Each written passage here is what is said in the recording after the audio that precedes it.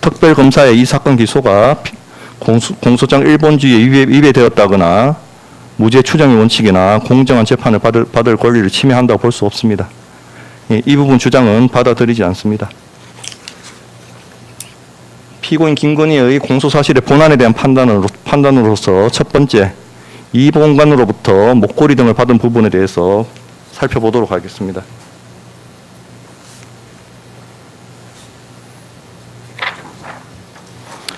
먼저 2022년 3월 15일자 이 사건 방크리프 앞에 목걸이를 받은 부분에 대해서 살펴봅니다.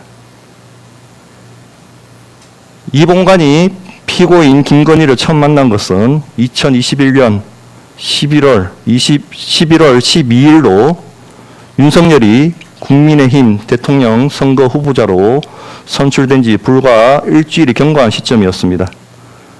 당시 이 본관이 지인을 통해 피고인과의 만남을 도모한 것은 순수한 친교 목적이 아니라 윤석열에 대한 국가 조창 기도의 참석 요청 및 자신이 회장으로 있는 서희건설의 기업 활동과 관련하여 향후 발생할 수 있는 고충이나 현안에 대하여 대통령 후보자의 배우자인 피고인의 영향력을 이용하여 도움을 받으려는 목적에서 비롯된 것입니다.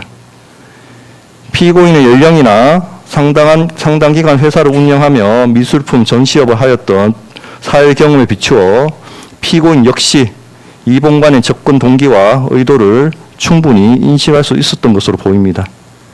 이와 같은 친분 형성의 경위, 만남의 횟수 및 기간에 비추어 볼 때 피고인 김건희와 이 본관 사이에 2022년 3월 15일 수천만 원 상당의 고가 기금속을 아무런 대가 관계 없이 주고받을 정도의 사적, 인간적 유대관계가 형성되어 있었다고 보기는 어렵습니다. 그럼에도 이 본관은 윤석열이 대통령으로 당선된 지 불과 6일 만인 2022년 3월 15일 피고인 김건희에게 시가 5,560만 원 상당의 이 사건 목걸이를 교부하였습니다.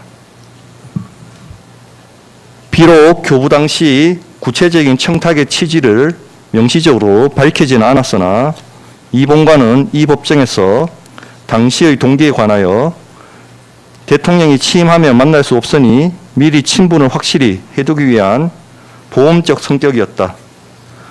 억울한 일을 당했을 때 내 연락을 받을 정도는 되어야 한다고 판단했다. 순수한 친교 차원이 아니다라고 일관되게 진술하였습니다. 위 진술 내용에 비추어 보면 이 사건 목걸이 제공의 목적은 단순한 축하나 친교의 표시가 아니라 장래 기업 활동 과정에서 발생할 수 있는 문제와 관련하여 피고인 김건희와의 연결고리를 확보하고 그 영향력을 활용하기 위한 데 있었다고 봄이 타당합니다. 이 본관은 중견 건설회사인 서희건설의 회장으로서 기업 경영의 특성상 세무조사, 인허가, 행정규제 등 공무원의 직무와 관련된 다양한 사항에 지속적으로 노출될 수밖에 없는 지위에 있었습니다. 이러한 지위에 있는 자가 당선 직후의 대통령, 배우자를 찾아가 향후 기업 관련 현안 해결을 위한 보험의 의미로 고액의 물품을 제공한 행위는 장래 발생할 수 있는 기업 현안과 관련하여 피고인 김건희가 가진 영향력을 이용하여 공무원의 직무에 속한 사항을 알선해달라는 묵시적 청탁의 의사가 내포된 것으로 봄이 타당합니다. 비록 당시 구체적인 현안이나 특정한 알선 대상 행위가 존재하지 않았다 하더라도 알선 수재죄의 성립에 있어 반드시 수수 당시 구체적인 현안이 존재할 필요는 없으므로 그러한 사정은 대가관계 인정을 방해하지는 않습니다.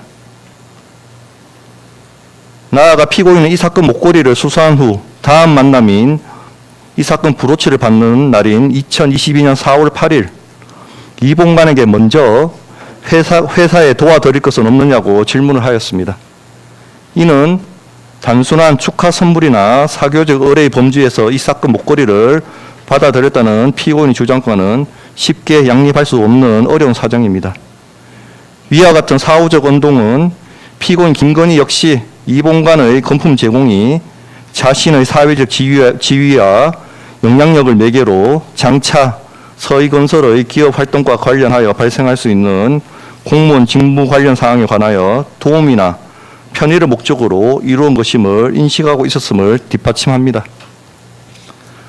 특히 이 사건 목걸이의 가액은 5,560만 원에 달하는 바 금품의 규모, 수수 시기, 공여자의 지위 및 피고인 김건희와 이봉관의 친분 형성 경위를 종합하면 이 사건 목걸이는 공무원의 직무에 속한 사항에 관한 알선 명목 아래 제공, 수수된 것으로 그 대가 관계가 충분히 인정됩니다.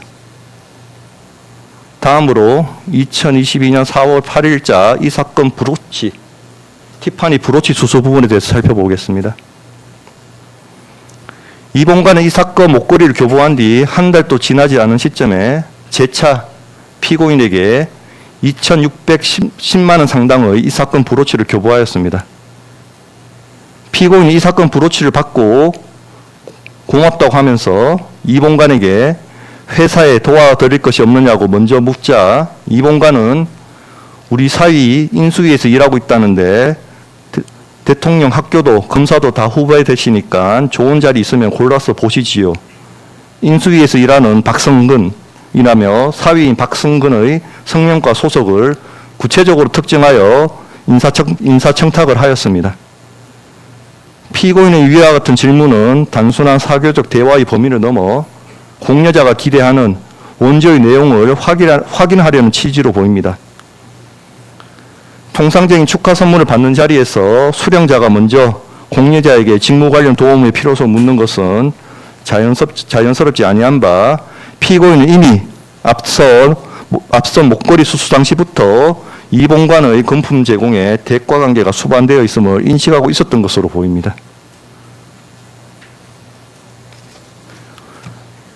비록 이봉관이 증인신문 과정에서 갑자기 도와줄 게 없느냐고 물으니 분위기상 사위 이야기를 한 것일 뿐 사위에 대한 것은 중요한 것이 아니다. 내 사위로 인해 내가 선물 줬던 것을 다 보상을 받아버리면 내가 진짜 부탁할 때 부탁을 못한다는 취지로 진술하기도 하였으나 청탁 당시 사위의 성명과 소속을 구체적으로 명시하였고 이봉관 스스로 법정에서 피고인이 어떤 식으로든 힘을 써준 것으로 생각했다. 박성근의 임명 소식을 듣고 내가 부탁한 게 영향은 있었겠구나라고 생각했다고 진술하였으며 사위가 현 정부의 고위공직에 진출할 경우 향후 서희건설에 발생할지 모르는 각종 문제에 대응함에 있어 의미 있는 인적 기반을 확보하게 된다는 점, 이런 사정을 종합하면 위 인사청탁이 단지 분위기에 맞춘 일시적인 수사이거나 형식적 발언에 불과하다고 보기는 어렵습니다.